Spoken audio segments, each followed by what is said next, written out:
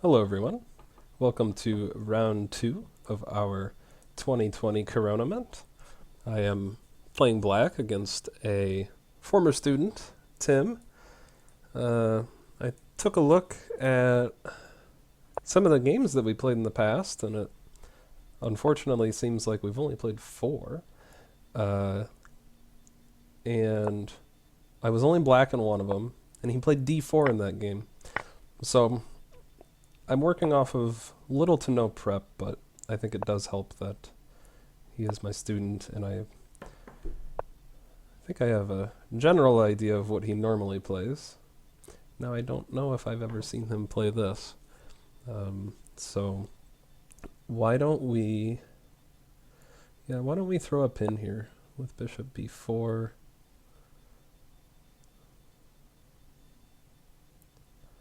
And I wonder what I would do about queen g4. That's kind of an interesting little idea there. Not too sure.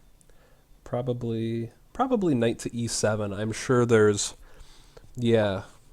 there's a nice little line that's similar to the French winnower.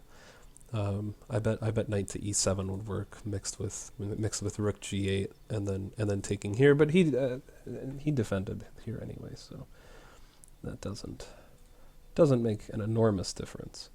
Okay, so queen g4 could come at any moment, so I do want to be prepared for this. I don't think my knight's going here because that's annoying, and I don't ever really want to play d6 with my bishop on the outside of this pawn chain. If I ever play d6 with this sort of weak pawn on a half-open file, I want the bishop to be tucked away and safe on the inside of the pawn chain. So if I'm moving my knight, I'm going to move it to e7, and then I can meet queen g4 with castles. Now the other move that looks attractive is knight to c6, but I think after excuse me, I think after knight takes, and I would take with, I think I would probably take with the b pawn. I do like taking with the c pawn quite a lot. I think after that, I think he can still go queen g4, and then I don't really want to have to play knight e7 and rook g8 if I'm not also getting a good capture here. So we're going to go with knight e7 first. And I think this is probably the proper way to go. And I don't think I have an adequate response for a3, but now maybe I do. If he's castling queenside, I don't think I'm going to be pushing this pawn forward anytime soon. Yeah, this is pretty interesting. I think I like this. I like this a lot. Let's go knight here. And yeah, a3 can come at any moment. It's not going to come, I guess, on this turn, but it could come next turn after a capture here. So we are just going to keep developing and trying to meet this properly. I want to make sure that all my pieces are flowing, and I am going to have some difficulty with my light squared bishop as I want to do. I mean, this is just normal for the con, but I'm thinking b5. And then bishop b7. This is going to have to happen pretty soon, and it is very tempting to take with the c pawn because this pawn will be weak after a queenside castle. But I really actually just want to take with the knight so that this bishop can come back if needed. And now I don't see anything wrong with b5. There's no knight discoveries, thankfully, because I can always take this bishop with check. But as soon as this king moves, I do need to start worrying about that a little bit.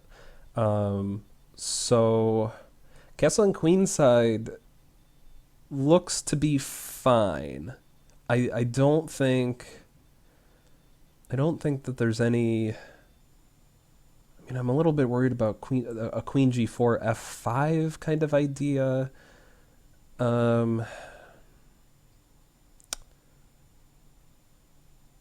Yeah, that could get a bit annoying. I think probably, at some point this bishop is just going to have to come back if I'm castling queenside there. So or kingside.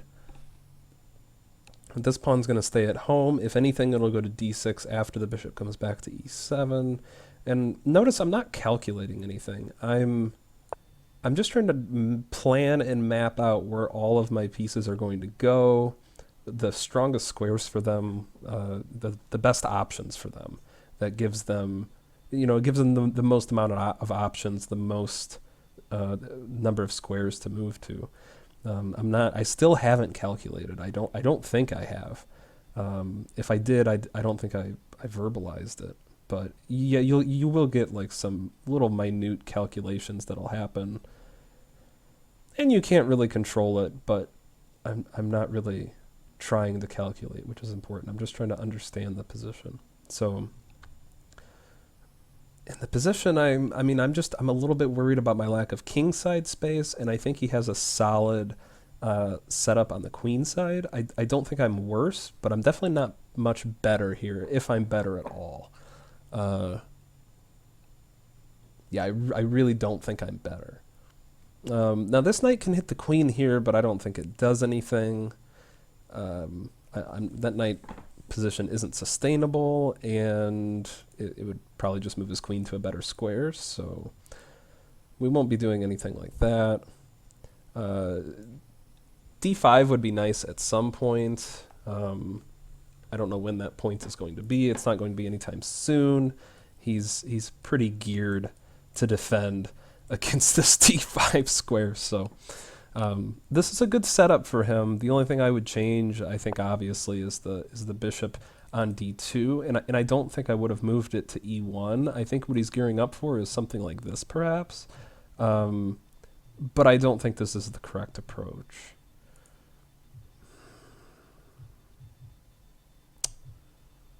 But what am I going to do about it? Put up or shut up, right?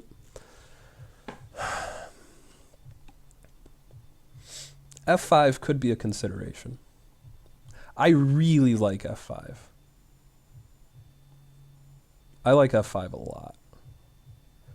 Yeah, this is an important consideration, I think, because I really don't like that happening. And if this bishop is going to come here, then I really, really don't like that move happening. I like where my queen is. And this is a typical structure where when you fianchetto the bishop with this light squared structure, if this pawn stays at home, it's pretty typical to play f5. So again, still not calculating. Just trying to figure out where our pieces are going to go. If I play f5, it does make it easier for the queen to eventually defend that somewhat soft square on g7. It could potentially get soft later. I think I'm going to go for this. If he captures, I just take back with the rook, I believe. Man. Do I take back with the rook?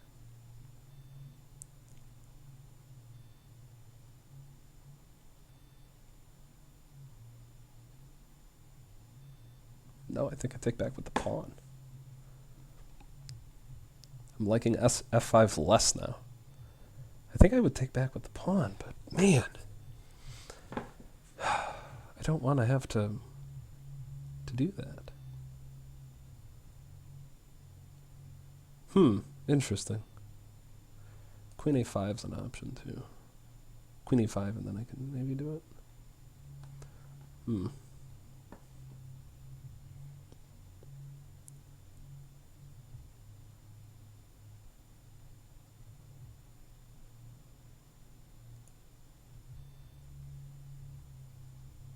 Let's play queen to a5 first.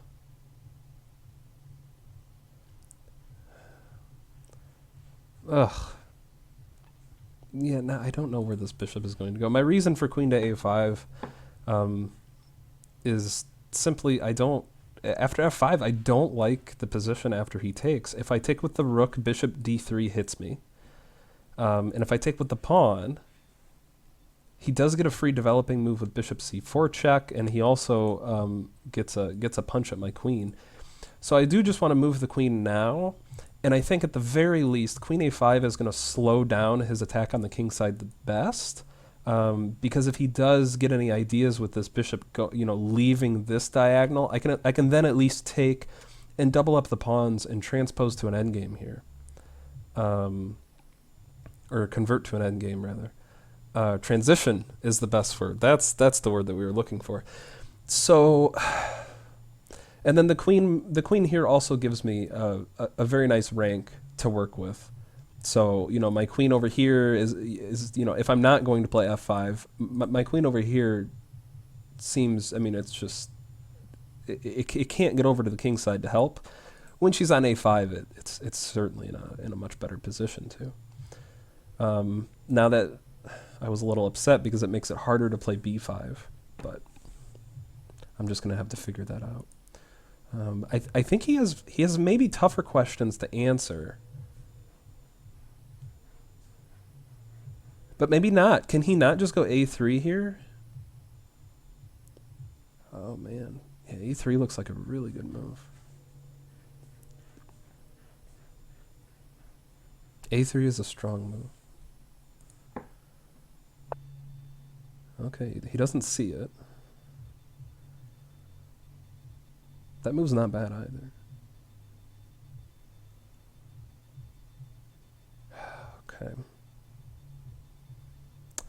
Yeah, I don't think I'm going to be holding on to my bishop pair for very long, unfortunately.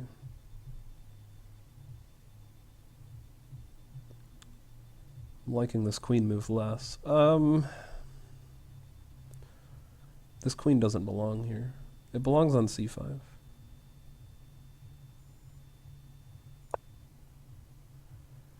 That way after a3 I can at least, oh my goodness, don't pre-move.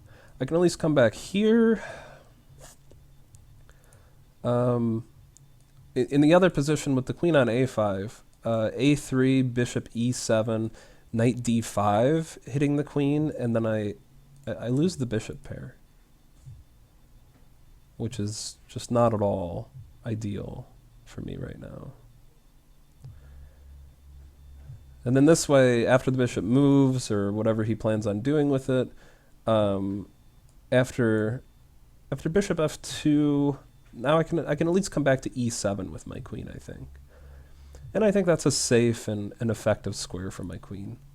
And here we are on move 12, and my horrible, no good light squared bishop is still not developed yet, but this was to be expected, I think.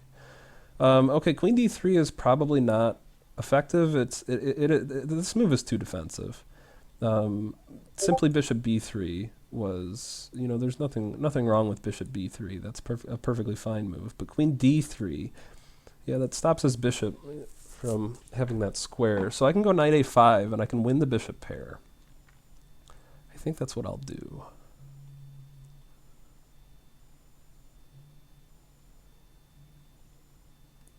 I like knight a5 quite a lot.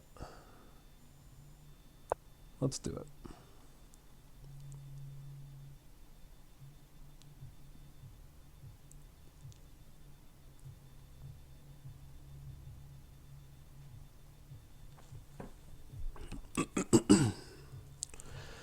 And he can play a3 now. And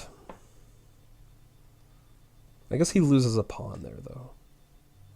Yeah, he will lose a pawn. a3, knight takes, a3 takes, and then queen takes. He loses a pawn, and then he's actually probably also getting mated. Oh, I thought that was a blunder. It's not. It's a very interesting move, though. That's something. Look at that move. That's kind of weird. I wonder... There's got to be something here, right, guys?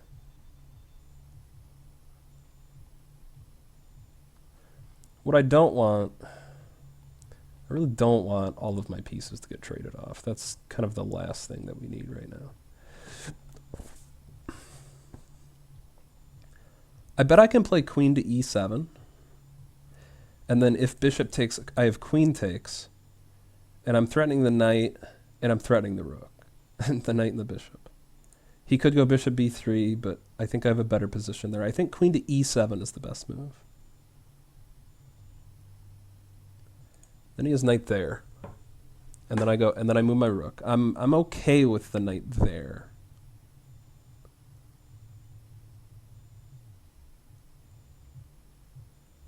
And then that way, yeah, he can never really take here, I don't believe. So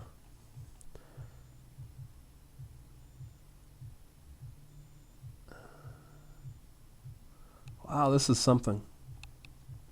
Let's go queen e7. I know I'm giving this,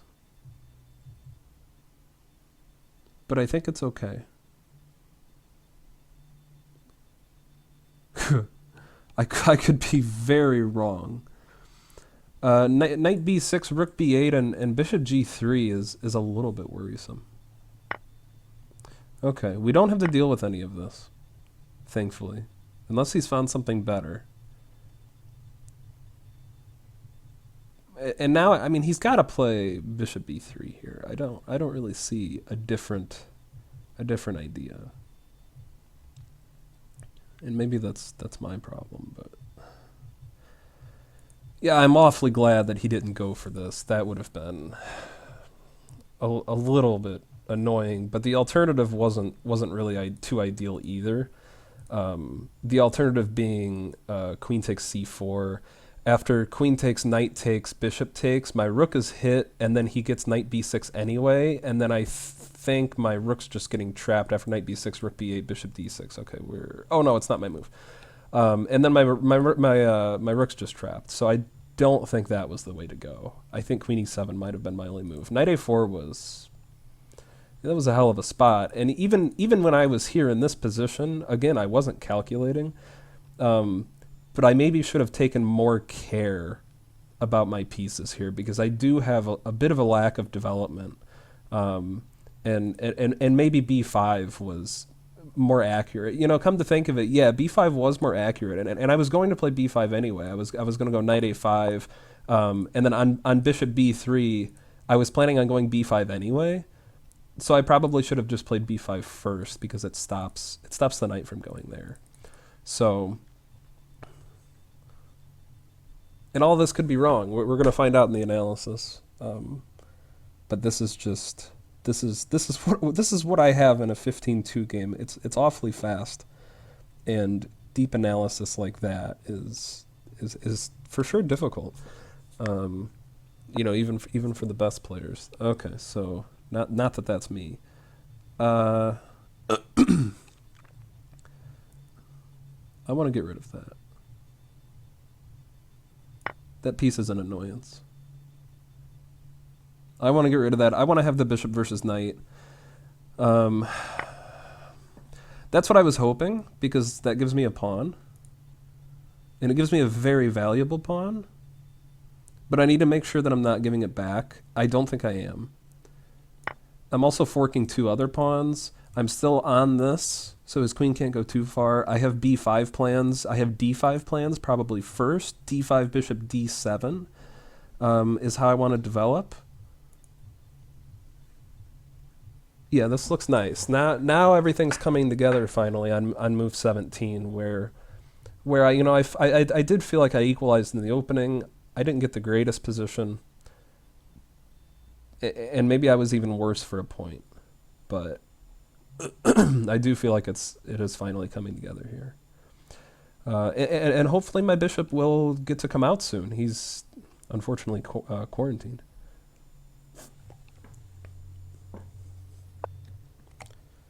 Sure, yeah. Yeah, that makes some sense. I wish I had this check available to me. That's very sad that I don't. And if I play d5, knight b6 comes.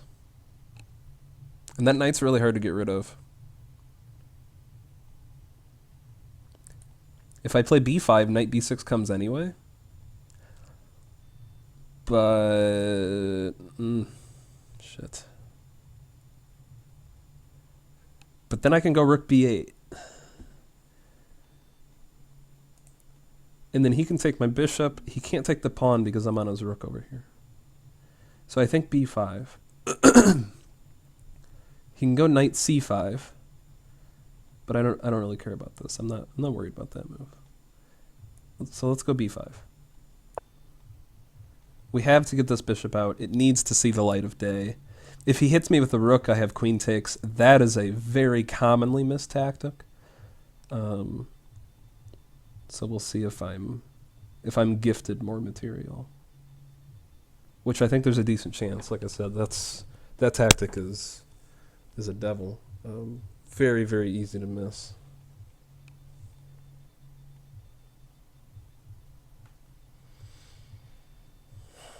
But we almost have the bishop out. I'm very happy about this. And on knight b6, I do think I'll go rook b8. I don't think I'll go rook to a7. Simply because I want to get the knight out of there. And also, he can't take my d7 pawn. If knight takes, bishop takes, rook takes, I claim the rook in the corner. So that is... The pawn is fortunately not a concern. Which is strange because I've been concerned about the d pawn the whole time. But funny how that works when when the e pawn falls. All of a sudden the d pawn in this Sicilian Khan. There's just no worry. This is such a good Khan setup though. The queen f3 castle queenside. I really like it. I really hate playing against it. That's how I know it's good. That was like for me that felt miserable to play against. That queen on f3, the f4 move and the queen on f3. I think I've seen queen f3 without f4, and that's good too. But I like it better with f4. I'll have to take a look at that, and I might steal that because that is a very good opening. Okay, so we're gonna go rook here.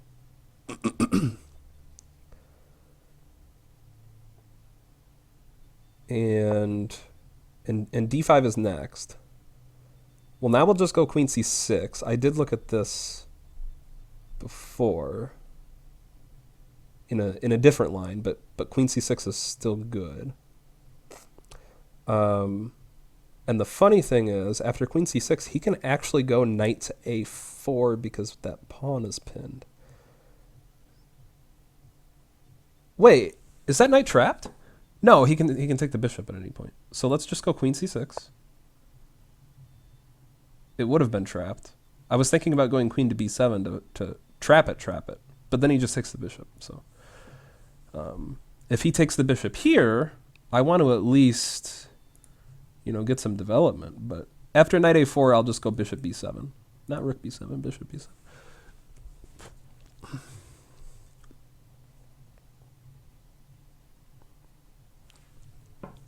Excuse me.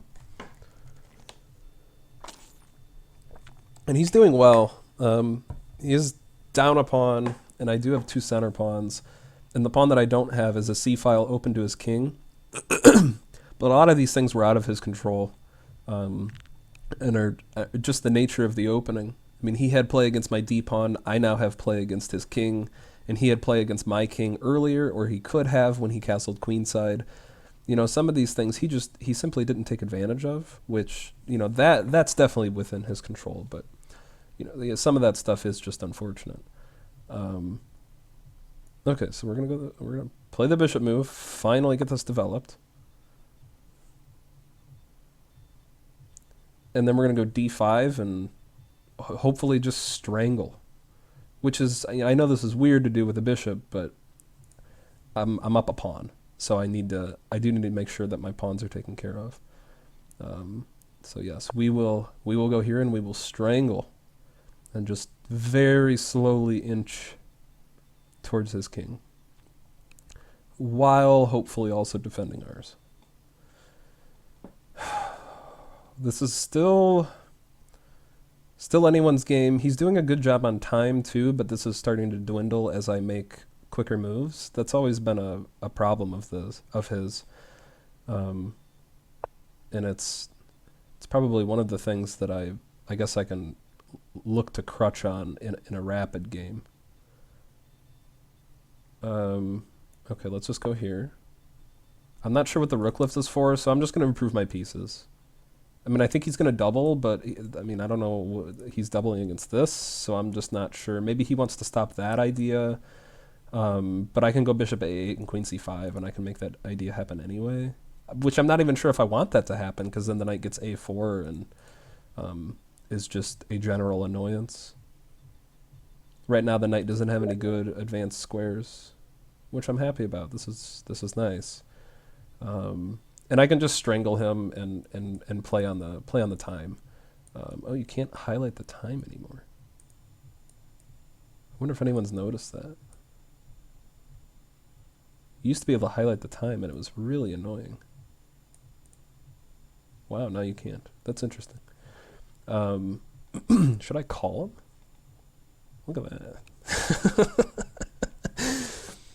That'd be funny. I wonder how annoying it is when you click that button. F5! Yeah, this is something. Yeah, this is certainly something. Okay. Interesting.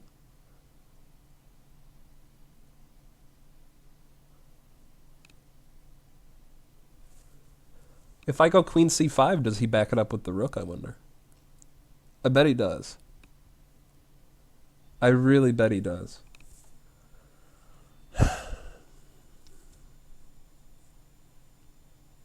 But what's the best move?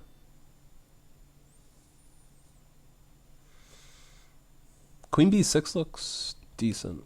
Queen b6 looks better, maybe.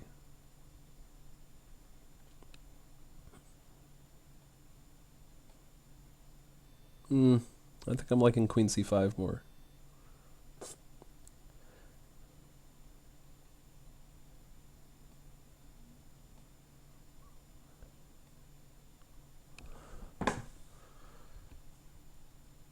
Queen c5. That rook could go to f4, though. I don't know how much I like that.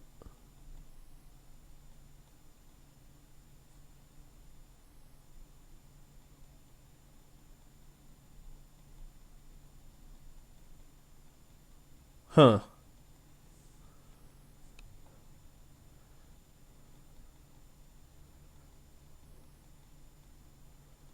It's kind of interesting.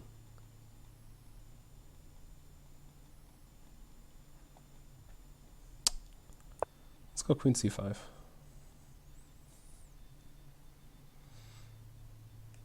This is hopeful. I don't know if I'll get it. I think probably rook f4 is solid. If rook f4, I think I'm pushing. With the idea that I can then play e5. But we'll find out. Okay. So now I can go here. And then I can go here. And then we sort of sidestep the pawn. I'm not really worried about any f6. I can just play g6 and the queen has f8 to defend. If for some reason this guy somehow gets over there. I'm also a minute and a half up on the clock.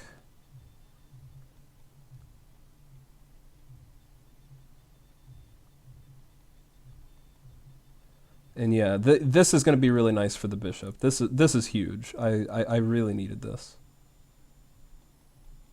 But I think I had a plan either way, whether they back up with the rook or they go rook f4. I had some kind of a pawn advance either way. So down to 40 seconds. So when do the panic and blunders set in? We'll see.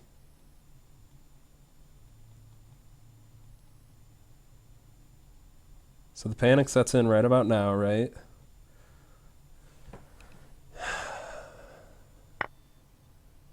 Okay. Well, I was just going to take the rook.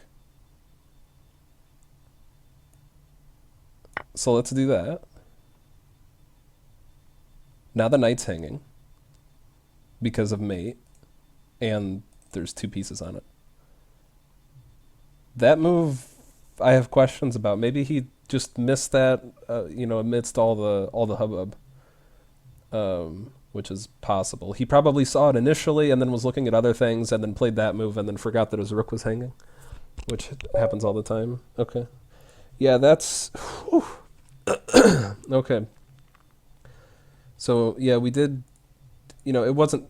I was going to say it wasn't technically a time win, but I guess it was technically a time win. Even though my position was better at the end. But I do feel like it was only better because of the clock. I did win that pawn earlier though, which was nice. Yeah, yeah.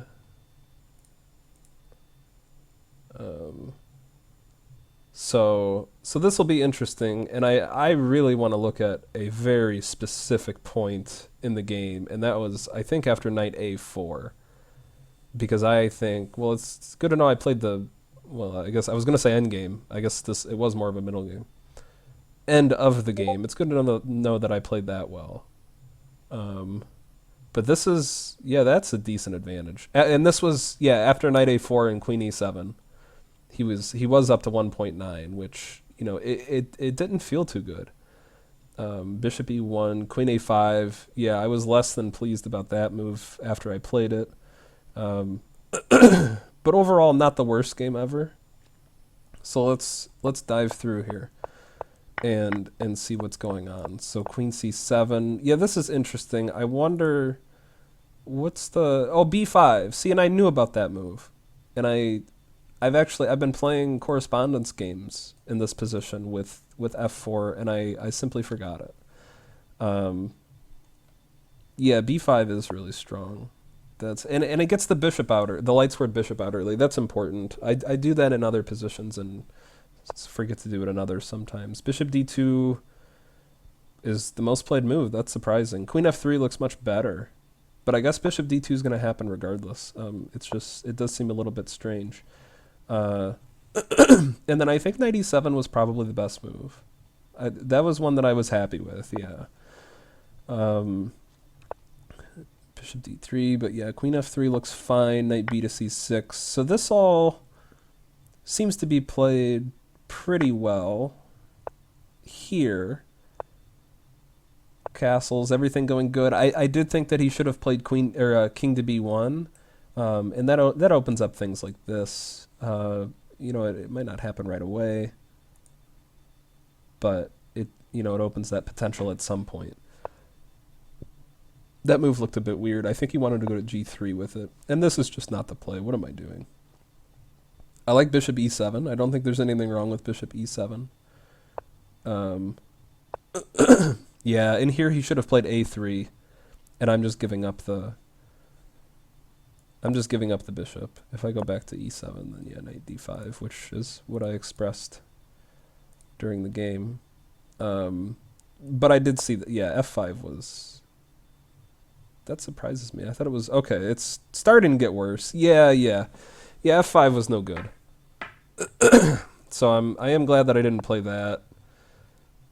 I would almost rather play this position had he played a3 than the f5 position. But there's all these other moves that are perfectly fine. b5 is fine. Bishop e7 is fine. These are moves that I wanted to play, and I feel like I talked myself out of it. And I certainly shouldn't have done that. If I'm worried about the bishop coming here, bishop e7, which is a move that I wanted to do anyway to stop the kingside attack, to stop this f6 or f5 f6. Bishop e7, f5. After this bishop moves here, bishop e7, f5, and then I can play d6, and I'm fine. So that definitely should have been played instead. And b5 looks great too. Certainly not that. I was happier with queen c5, but maybe that's not the play either.